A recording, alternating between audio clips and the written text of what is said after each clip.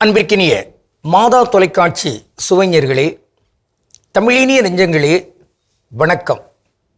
திரிகடுகத்தில் இணைந்திருக்கும் உங்கள் ஒவ்வொருவருக்கும் இனிய நல் வாழ்த்துகள். 3ஆம் செய்யுளில் அடியெடுத்து வைக்கிறோம்.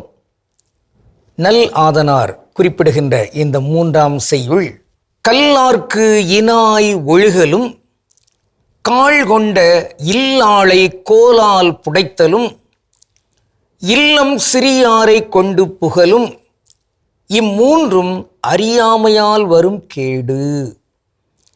அறியாமையால் ஏற்படும் கேடுகள், அவற்றுள் ஒன்று கல்வி அறிவு இல்லாதவர்களோடு நட்பாய் பழகுதல். இதை அறியாமையினால் வருகின்ற ஒரு கேடு என்றே குறிப்பிடுகிறார். 2ஆம் அறியாமை என்னவென்றால், இல்லாளை கோல் கொண்டு தாக்குதல். கம்பால் அடிக்கிற அந்த பழக்கம் இருக்கிறதே, அது ஒரு அறியாமையின் செயல்.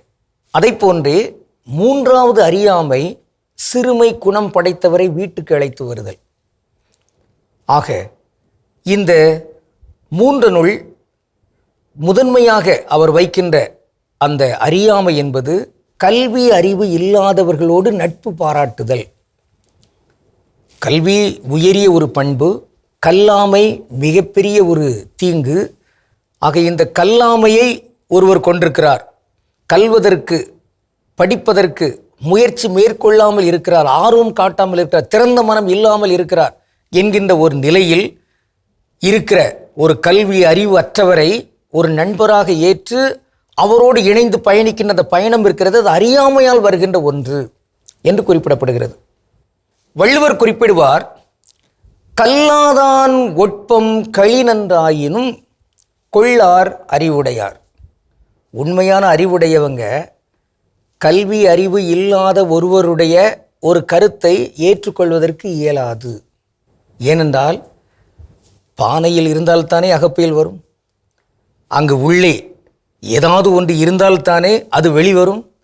உள்ளே ஒன்றும் இல்லை, அங்கு வெறும் சுழி. அப்படிப்பட்ட அந்த நிலையில் அங்கு எதுவும் வர இயலாது என்பதை அறிவுடையவர்கள் புரிந்து கொள்கிறார்கள்.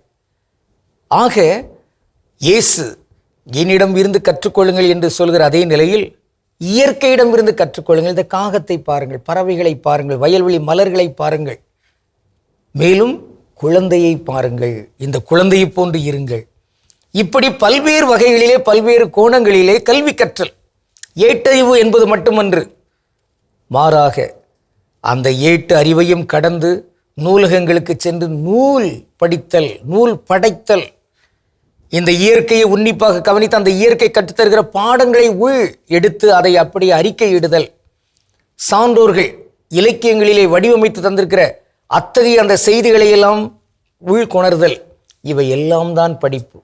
இந்த கல்வி அறிவு இல்லாதவராக இங்கு ஒரு மாந்தர் இருக்க இயலாது. ஆக விலங்குகள், மாடுகள், ஆடுகள், அவை பாவம், அவங்க பள்ளியிடத்துக்கு போய் படிக்க இயலாது, அது அவர்களுடைய நிலை.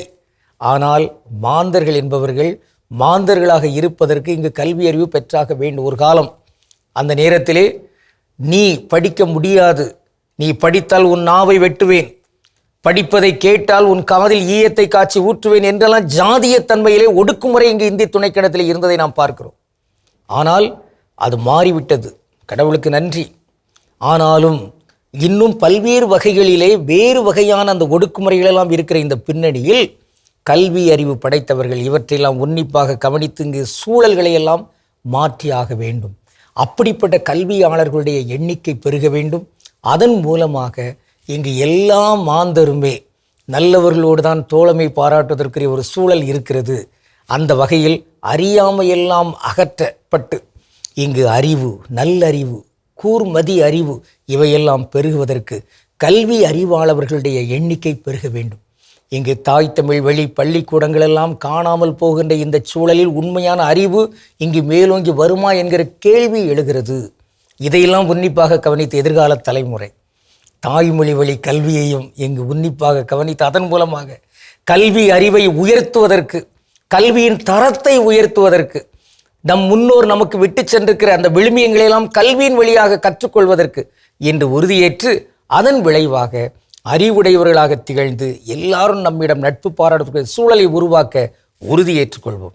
இன்று நாம் பார்க்கவிருக்கும் ஒரு சிறப்பு சொல் தோஸ்து அல்லது ஃப்ரெண்டு. தோஸ்து என்பது ஒரு பெர்ஷிய சொல், பெர்சிய மொழி. ஃப்ரெண்டு ஆங்கில மொழி. தமிழ் என்னது தனித்தமிழில் நண்பன், தோழி என்று. எனவே நண்பர்களை நாம் ஈடுபடுத்துவோம், நண்பன் என்கிற சொல்லை பயன்படுத்துவோம். கடவுளுக்கு திருவிழமானால் மீண்டும் நாளை திரிகடுகத்தில் இணைந்து மகிழ்வோம். நன்றி, வணக்கம்.